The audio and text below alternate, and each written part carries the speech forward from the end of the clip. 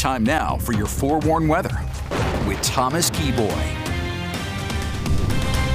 Good Monday morning, Utah. Time is currently 6:13. We're coming off a weekend that brought us some serious weather whiplash across the Beehive State, especially in northern Utah, where we went from full-on spring on Saturday with a temperature near 80 degrees in Salt Lake City to seeing snow showers yesterday. It's unsettled out there this morning, and we'll get you caught up on the forewarned radar in just one moment. But here's a look at some of the snow totals that we've seen since yesterday.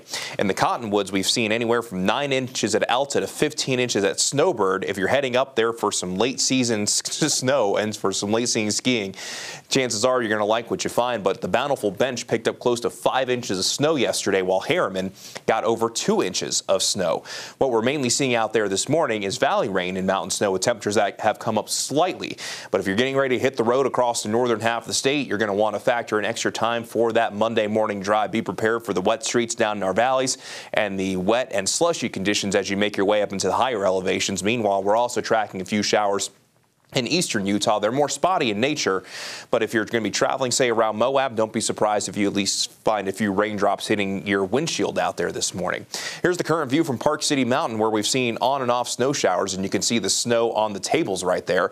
Temperatures across the state are mainly ranging in the 30s and 40s. Even though southern Utah is significantly calmer compared to what we're seeing up north, it's still pretty chilly. No matter where you're waking up this morning, chances are you're probably going to want the jacket. Here's the current view from Cedar City. Looks absolutely lovely. Right now we're sitting with a temperature of 32 degrees. That's the view with our Southern Utah University camera network. Your out the door forecast along the Wasatch Front. Rain and snow showers possible out there this morning. Then by the time we move into this afternoon, we're going to be holding on to the chance for showers just by this afternoon into this evening. The chance won't run as high compared to what we're seeing out there this morning, but keep in mind at any point today, there's going to be the chance that wet weather finds you, and by this afternoon into this evening, not only will there be the chance for showers, but there will also be the potential for a few rumbles of thunder as daytime highs along the Wasatch Front will mainly top out in the low to mid 50s, which is roughly 15 degrees below where we should be for this time of year. Across northern Utah, we'll mainly see a mix of 40s and 50s for daytime highs, while in southern Utah, we'll mainly see a mix of 50s and 60s, so below average really across the board, even though northern Utah will have that best chance of finding wet weather, as we see a daytime high of 41 in Park City, and daytime highs throughout the Uinta Basin will mainly range in the low to mid 50s.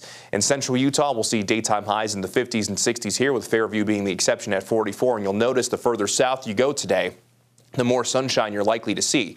We'll get to 72 in St. George, which is likely to lead the way. Beaver will see a daytime high of 57. We'll get to 70 degrees in Lake Powell, 67 in Hanksville, and we'll see daytime highs generally in the 50s throughout most of San Juan County.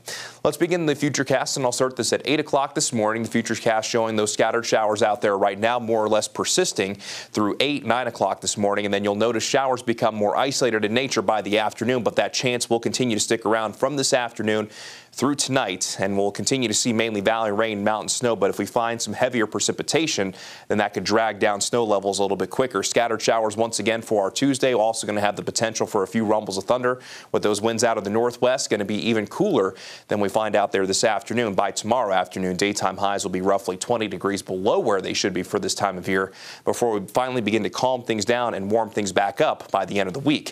For the Wasatch Mountains and the western Uintas, we still have our winter storm warnings in place through noon tomorrow because above 7,000 feet. Still expecting some decent totals through tomorrow. Still could see an additional 8 to 18 inches for the Wasatch Mountains and the western Uintas, while our mountain valleys could see a trace to 4, locally up to a foot if everything comes together. And for our benches and valleys, we could see exclusively rain moving forward, but some minor accumulations can't be ruled out in our valleys. And for our benches, we can't rule out maybe several inches. Just one of those situations where those snow levels will be going up and down over the next couple of days. The temperatures well below our seasonal averages, and then you can finally see as we go from Thursday into Friday, we'll be approaching our seasonal averages, all for us to climb above average by this weekend.